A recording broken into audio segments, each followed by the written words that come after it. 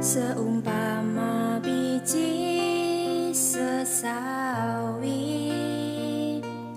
yang ditaburkan di... Shalom, saudara kasih Tuhan, kembali kita dalam renungan pagi hari ini. Kita membahas tidak seharusnya kita miskin. Kenapa? Karena Tuhan berfirman bahwa aku datang supaya mereka memperoleh hidup yang berkelimpahan. Di mana seharusnya kehadiran Tuhan membuat kita ini menjadi kaya secara rohani, bahkan secara jasmani.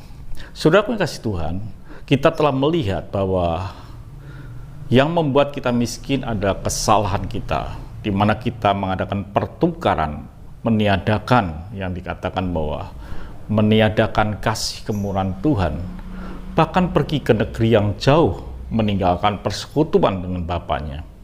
Dan pagi ini, saudaraku kasih Tuhan, kita akan melihat bahwa ada bagian yang lain, yang kesalahan kita, yang menyebabkan kita menjadi miskin. Dikatakan dalam firman Tuhan, beberapa hari kemudian anak bungsu itu menjual seluruh bagiannya itu, lalu pergi ke negeri yang jauh. Di sana ia memboroskan harta miliknya itu dengan hidup berfoya-foya.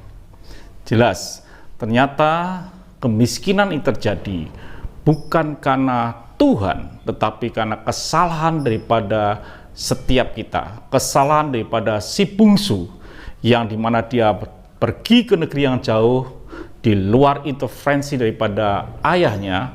Bahkan setelah jauh dengan ayahnya, dia memboroskan.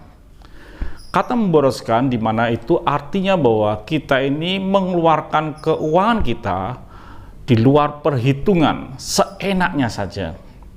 Seringkali kita melakukan hal itu karena apa? Kita berpikir bahwa kita telah kerja, kita telah menghasilkan uang, dan kita berhak menggunakan uang itu karena itu hasil daripada jerih payah mereka. Itu hak yang bisa digunakan. Saudaraku yang kasih Tuhan, sebenarnya kita tahu bahwa berkat-berkat yang Tuhan berikan dalam hidup kita itu selalu tujuannya kembali untuk kemuliaan bagi nama Tuhan. Di dalam Amsal 3 ayat yang 9 dikatakan, muliakanlah Tuhan dengan hartamu dan hasil pertama dari segala tahapanmu, dari segala penghasilanmu, dari apa yang saudara miliki. Kita bisa memuliakan akan Tuhan. Jadi harta yang kita miliki itu bukan sekedar untuk kita menggunakan, memboroskan dengan tanpa perhitungan, tetapi ada bagian yang mesti kita sadari bahwa melewat harta yang Tuhan berikan dalam hidup kita itu bisa untuk kemuliaan bagi nama Tuhan. Saudara Yesus Tuhan, apakah kita menggunakan harta kita semau kita karena itu hasil dari jerih lelah kita? Atau bahkan kita ini mampu menghitung dan membuat hasil apa yang kita miliki bisa untuk kemuliaan bagi nama Tuhan? Tapi kegagalan manusia, kita memboroskan, menggunakan tanpa perhitungan, bahkan hidup berfoya-foya, semau gue, digunakan sesukanya. Di dalam Amsal 21 ayat yang ke-17 dikatakan, orang yang suka bersenang-senang akan berkekurangan. Orang yang gemar kepada minyak dan anggur tidak akan menjadi kaya. Artinya bahwa setiap kita harus bisa menggunakan uang kita bukan seenaknya.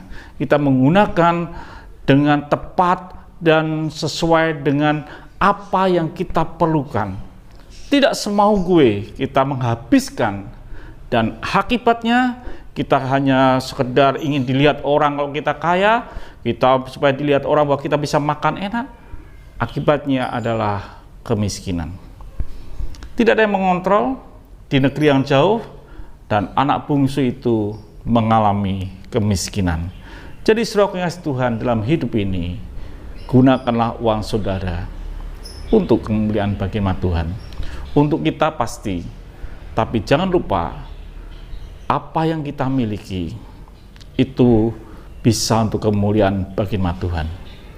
Dalam hidup saya letakkan statement, di hartaku disisipkan harta orang lain. Artinya harta yang saya miliki bagian itu pun ada bagian orang lain yang harus jatuh, dibagikan untuk orang lain. Tetapi untuk Tuhan pun harus mendapat bagian, karena melalui uang kita, nama Tuhan bisa dipermuliakan. Tuhan memberkati supaya kita tidak menjadi miskin. Gunakanlah uang saudara dengan tepat, bukan pemborosan. Amin. Mari kita berdoa.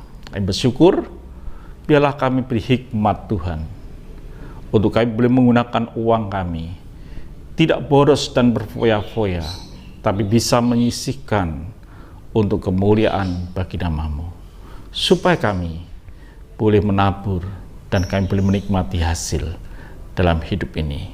Haleluya. Amin. Tuhan memberkati. Tetap setia, sungguh-sungguh dalam Tuhan di akhir zaman ini.